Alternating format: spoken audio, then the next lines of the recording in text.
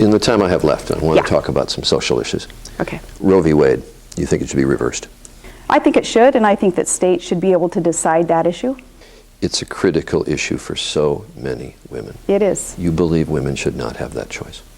It is a very critical, very sensitive, and a personal issue also for so many women and men across this nation. I am pro-life.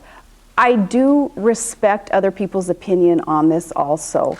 And I think that a culture of life is best for America because I know that we can all agree on the need for and the desire for fewer abortions in America and greater support for adoption, for other alternatives that women can and should be empowered to embrace to allow that culture of life. That's my personal opinion on this, Charlie. John McCain would allow abortion in cases of rape and incest.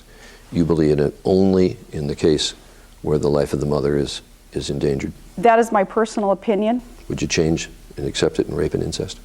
My personal opinion is that abortion allowed if the life of the mother is endangered. Embryonic stem cell research. John McCain has been supportive of it.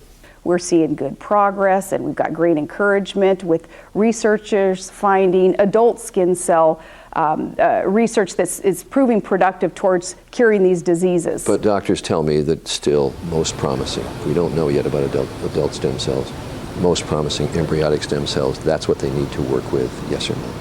You know, when you're running for office, your life's an open book, and you do owe it to Americans to talk about your personal opinion, which may end up being different than what the policy in an administration would be. My personal opinion is we should not create human life, create an embryo, and then destroy it for research if there are other options out there.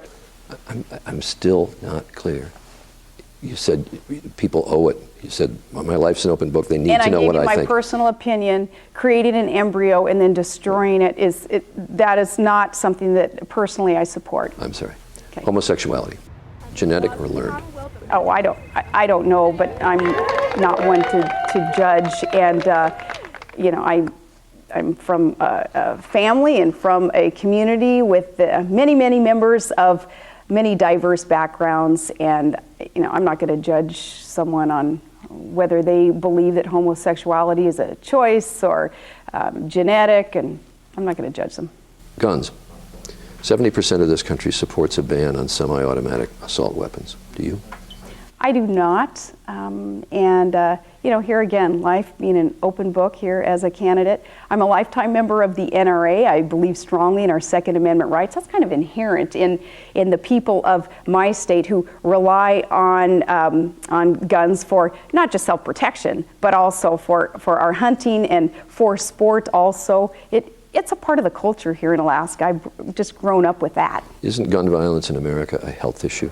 We spend billions of dollars a year, every year, treating people who are victims of gun violence. Nothing we can do about that? Do you think that all of that gun violence, though, is caused by people pulling a trigger who would have followed any law anyway? No, you start banning guns and you start taking away guns from people who will use them responsibly and use them ethically. You put more and more laws on guns and you start taking away a Second Amendment right, it's going to be, Charlie, the bad guys who have the guns, not those who are law-abiding citizens. And one last thing I want to talk to you about, because there is a great debate going on in this country. And I want to ask you, is it sexist for people to ask, how can somebody manage a family of 7 and the vice presidency? Is that a sexist question to ask? I don't know. I'm lucky to have been brought up in a family where gender's never been an issue. We had equality in schools. It was just being ushered in with sports and with equal opportunity for education all of my life. I'm part of that generation where that question is kind of irrelevant because it's accepted. Of course you can be the vice president and you can raise a family. When people have asked me when I was governor and I was pregnant, gosh, how are you going to be the governor and have a baby in office too? And I replied back then, as I would today, I'll do it the same way the other governors have done it when they've either had baby in office or raised a family. Granted, they're men, but do it the same way that they do it. There have been challenges, some say sexist challenges, to Governor Palin's national security credentials as well. So we addressed that subject yesterday with the governor. Can you look the country in the eye and say, I have the experience and I have the ability to be not just vice president, but perhaps president of the United States of America? I do, Charlie. And on January 20th, when John McCain and I are sworn in, if we are so privileged to be elected to serve this country, we'll be ready. I'm ready. When McCain asked you to take the number 2 spot on the ticket, for a moment, did you think no? I did not.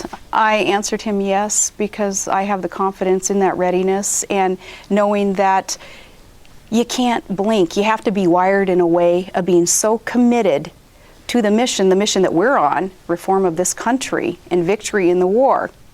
You can't blink. So I didn't blink then even when asked to run as his running mate. When I asked John McCain about your national security credentials, he cited the fact that you have command of the Alaskan National Guard and that Alaska is close to Russia. Are those sufficient credentials? But it is about reform of government, and it's about putting government back on the side of the people. And that has much to do with foreign policy and national security issues. Let me speak specifically about a credential that I do bring to this table, Charlie, and that's with the energy independence that I've been working on for these years as the governor of this state. What I bring in terms of that credential is the know-how, how we can get to energy independence and a greater security for our nation by producing more domestically, by becoming less and less reliant on foreign sources of energy, those being controlled by regimes that do not necessarily like America. Hey, you guys! Thanks for letting us just come in. This afternoon, in the familiar setting of our alma mater, Wasilla High School, we had a chance to raise some more local issues. There's 2 items of serious note that I want to talk to you about, just that involve governorship and mayoralty. There's a lot on the internet about a conversation you did or did not have with the librarian about banning books. Never banned a book, never desired to ban a book. When I became mayor in our town was the issue of what if a parent came into our local public library and asked for a book to be taken off the shelf, what's the policy? Kind of cracked me up seeing the list of books that I supposedly banned. Oh, it's forever. Because, it's a couple of hundred books. One of them was Harry Potter. Yeah. It wasn't even written or published then. The other issue is Troopergate, which is very much in the news today. The Associated Press is saying now there's going to be 13 subpoenas that come out, one of them to your husband, Todd. Do you welcome the investigation? Absolutely. There's nothing to hide in this. The trooper in question here did conduct dangerous and illegal activities. And our personal security detail, when I was first elected, had asked us very appropriately, are there any threats against you and your family? And I said, well, ironically, it's a state trooper who has threatened, to kill my dad. And he was your brother-in-law at one point. Yeah, back in '05. Right. Yeah.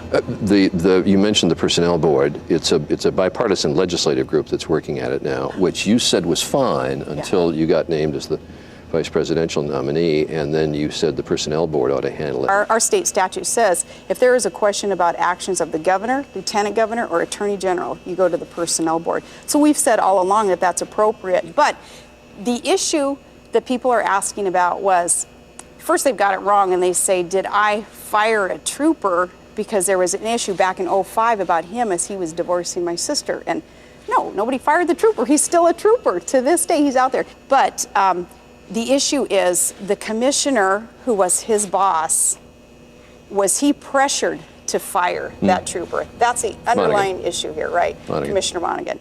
Commissioner Monaghan has said, the governor never asked me to fire him. The governor's husband never asked me to fire him. And we never did. I never pressured him to hire or fire anybody. Didn't improperly intercede, not worried about the subpoenas, even to Todd.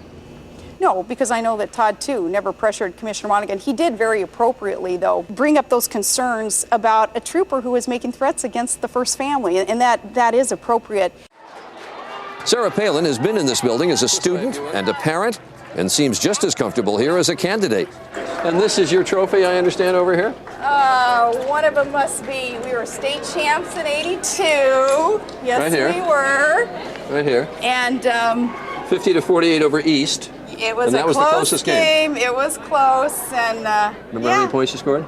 I don't remember how many points I scored, but Assists? I was point guard, so I was feeding the big guys. That was my job in a supportive role. George Stephanopoulos last Sunday asked Barack Obama if he was willing at some point to go little horse or one-on-one with you.